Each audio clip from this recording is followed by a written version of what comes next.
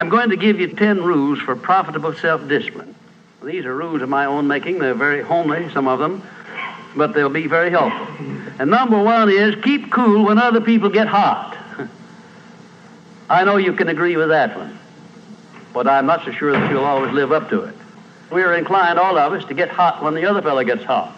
Say angry things when the other fellow starts saying angry things. I was in the home of the president of a big electric power company one evening when there came a storm, and he called up one of his head men to go out to take care of an emergency that happened as a result of that storm. It was on Sunday evening. The man was gone about 2 hours, and when he came back, he came up on the front porch of the home of this man and called him out on the porch, and I never heard a man get such a tongue lashing in all my life as this president of the electric power company gets. Says, you blankety blank blank, you think because you're the president of the company, blankety blank blank, and I'm just as good as you are, blankety blank blank. Oh, it was terrific. I only heard one side of the conversation because there was only one side of it. One man was doing all the talking, and one man was doing all the listening. And after this had been going on for fully 3 minutes, the other man ran out of wind and had nothing more to say. He was mad, you see, because they'd called him out on this stormy night. I heard the president close the door, and he came back, and he just smiled and said, why, the man was a little bit hot, wasn't he? That's all he said. A little bit hot, wasn't he? I expected any moment to hear fists begin to fly out there. But you see, there was a man who had risen to great heights of achievement financially, and he had done it by self-discipline in every respect.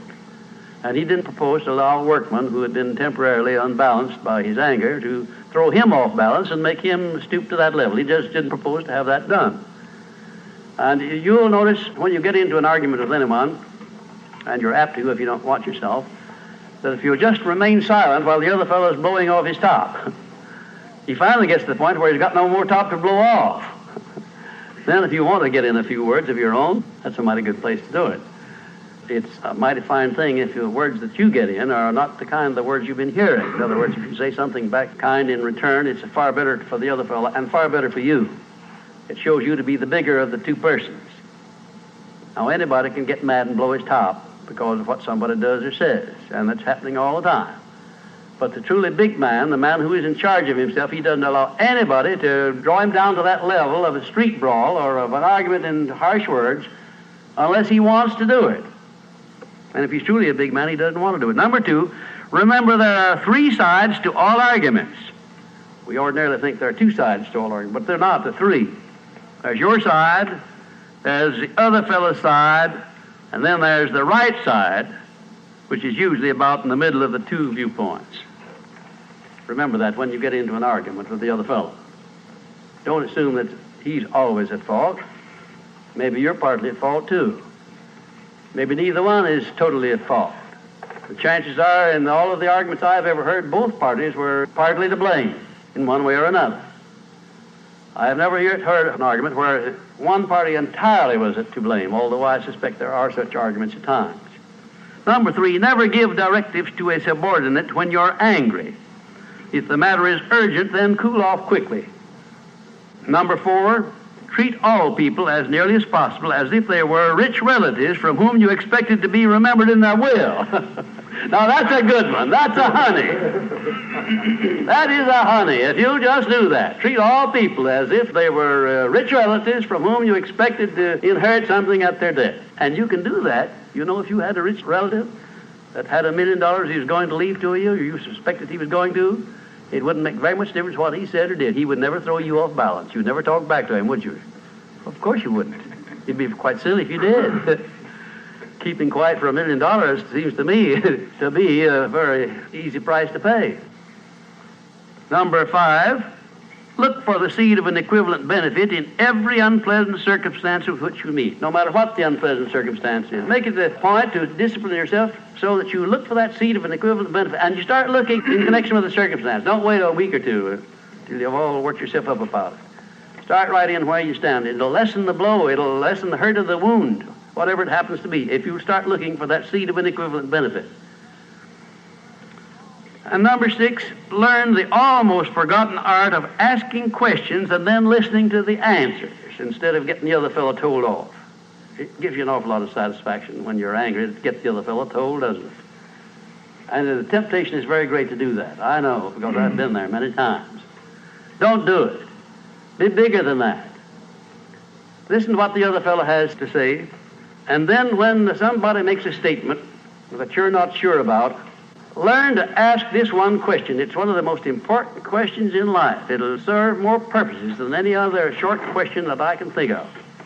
When somebody makes a statement that you're not sure about, or that you doubt, or that you question, ask a 4-word question. How do you know? And then wait for an answer and see him squirm. Oftentimes there is no answer. People make wild statements that they can't back up. And instead of getting into an argument and making an incident out of the matter and getting yourself worked up into an argument, let the other fellow stew in his own fat by putting him over the barrel. But that question, how do you know? I had a clergyman in my class once who was very, well, I just don't know exactly how to describe him. He was a fanatic, you might say, on the subject of religion. And he was sure that he knew exactly what was going to happen to me after death. He said so in no uncertain terms, not in the class, but in a private conversation. And he raved and ranted for quite a little while about it. And when he got through, I said, how do you know, Parson? And that really put him over the barrel.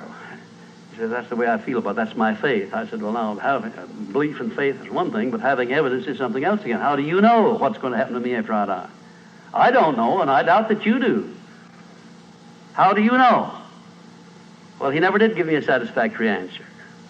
There are a lot of questions that come up in life in connection with which, if you ask that one thing, how do you know, you'll find that the other fellow will be off balance, and you don't need to make an incident out of what he says. You don't need to get mad at what he says. 7, never say or do anything which may influence another person without first asking yourself this question: will it benefit him or hurt him? And if it will hurt him, don't do it. Don't say anything or do anything that would hurt another person under any circumstances, no matter how much he may deserve it.